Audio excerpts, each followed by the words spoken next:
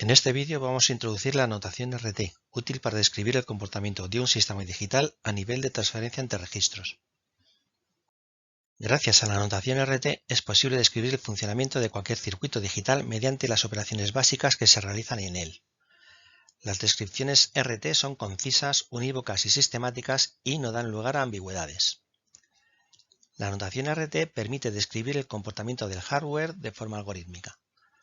Con esta notación, los datos generados en el circuito se almacenarían en registros y las operaciones realizadas se ven como transferencias de datos de uno o más registros a otro registro, a menudo mediante una transformación de los datos de entrada en datos de salida a través de algún elemento de cómputo, generalmente combinacional. Con esta notación, la asignación se representa mediante una flecha que va de derecha a izquierda, apuntando al dato de salida. Los datos de entrada se sitúan a la derecha junto con la operación o función que los transforma en el resultado. Aunque por lo general los datos de entrada residirán en registros o posiciones de memoria, a veces se utilizarán constantes. Para expresar constantes que no estén en base 10, se usarán prefijos 0x para hexadecimal, 0p para binario o simplemente 0 para octal. Para facilitar la descripción de funcionamiento de cualquier sistema digital, extenderemos esta notación permitiendo que como operandos en las transferencias puedan utilizarse señales que aparecerán nombradas en las operaciones en los mismos lugares en los que podrían ir los registros o los datos residentes en memoria. Además, añadiremos algunas operaciones tales como la asignación condicional o la comparación tomando la sintaxis de C, y para la concatenación usaremos el símbolo empleado en VHDL.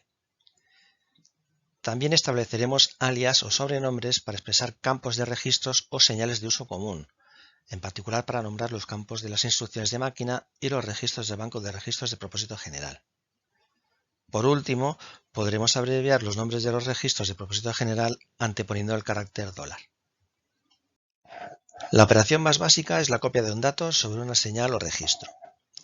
Las operaciones habituales como suma, resta, AND, OR, NOT, etc. pueden expresarse directamente con el símbolo correspondiente. Para la concatenación usaremos el símbolo AND. Está tomado de VHDL. El ancho del resultado es igual a la suma de los anchos de los datos de entrada. Los desplazamientos se expresarán mediante la pareja de símbolos mayor cuando sean hacia la derecha y menor cuando sean hacia la izquierda.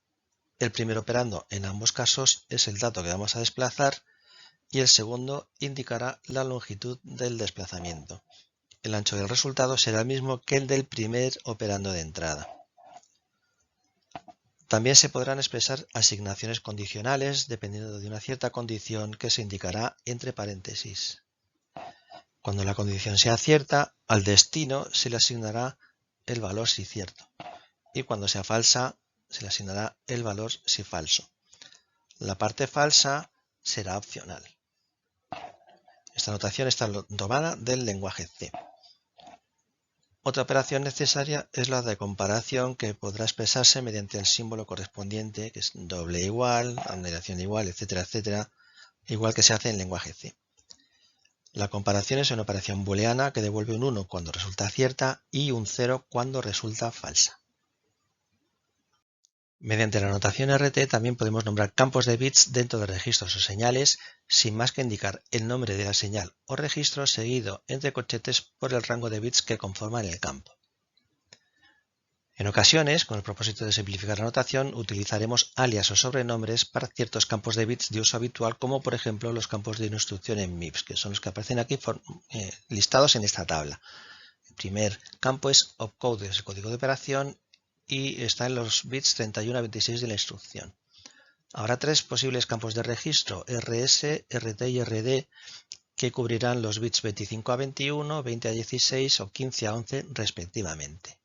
A continuación, también puede haber un campo en los bits 10 a 6 que es la longitud de un desplazamiento, esto lo llamaremos shamed de shift amount, que aparece en ciertas instrucciones de tipo R. Y también tendremos en las instrucciones de tipo R el campo de función o funct, que abarca los bits de 5 a 0. Algunos de los bits aparecen en diferentes campos, puesto que tenemos diferentes formatos de instrucción.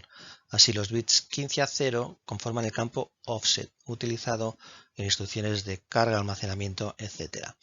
A este campo también lo podremos llamar immediate, exactamente con los mismos bits. Podemos utilizar indistintamente un nombre u otro. Además, en instrucciones de salto que utilizan direccionamiento pseudodirecto, hay un campo target que cubre los bits 25 a 0 de la instrucción. Cuando queramos referirnos a un dato residente en memoria, lo referenciaremos como mem y entre paréntesis pondremos la dirección, ya sea para hacer una lectura o para hacer una escritura. Como dirección podemos poner una dirección propiamente dicha como una constante, o podemos indicar el contenido de un registro, o la suma de un registro con una constante, o el nombre de una señal, o cualquier otra expresión válida. Si no se especifica nada más, el acceso será de una palabra de ancho. Para especificar transferencias de anchura distinta a la palabra, se indicará el ancho tras la palabra mem. Así, por ejemplo, si ponemos mem8, estaremos indicando que una cierta transferencia es de tamaño byte. En cualquier caso, cuando tengamos memorias separadas para instrucciones y datos, para referirnos a la memoria, escribiremos instantmem o datamem según a cuál de ellas vayamos a realizar el acceso. Si queremos referirnos al contenido de un registro de propósito general, lo haremos poniendo GPR y entre paréntesis el número, indicando el número del registro referenciado, o la señal que lo indica, o un campo de una señal o un campo de un registro. Para simplificar la notación, se podrán utilizar alias y a veces nombraremos los registros tal cual se les nombre en ensamblador, es decir, con su número o alias precedido del carácter $. Por ejemplo, es equivalente poner $RS, GPR entre paréntesis RS o GPR entre paréntesis instruction 25 a 21. Corresponde precisamente ese campo con el primer registro fuente. También será equivalente poner dólar seguido del número o GPR entre paréntesis el número o el nombre del registro ensamblador, que para el registro 31 es RA. Para la operación de extensión con ceros podremos recurrir a una función que llamaremos zeroExtend, que tendrá dos argumentos. El primero será el dato que queremos extender y el segundo es el tamaño a que queremos extenderlo, que realmente esto lo podemos saber expresado mediante una concatenación. Por ejemplo, para extender el campo offset a 32 bits mediante extensión con ceros, simplemente le concatenaríamos 16 bits con 0 por delante. Si queremos hacer la extensión de signo, podemos hacer algo parecido. Declaramos una función llamada signExtend que tendrá como primer argumento el dato y como segundo argumento el tamaño que va a tener este dato extendido. También podemos expresarlo mediante concatenaciones, pero en esta ocasión es algo más complejo y tendremos que recurrir también a una asignación condicional, puesto que cuando el dato sea mayor o igual que 0 tenemos que poner ceros por delante y cuando sea menor que 0 tendremos que ponerle unos. Otra situación específica en MIPS es cuando tenemos una instrucción de tipo R y la operación realizada en la unidad aritmético lógica depende del campo de función. En este caso expresaremos la operación realizada mediante alufunct y dependiendo del campo de función, este alufunct significará que vamos a hacer una suma, una resta, un SLT, un AND, un OR, un XOR o un NOR.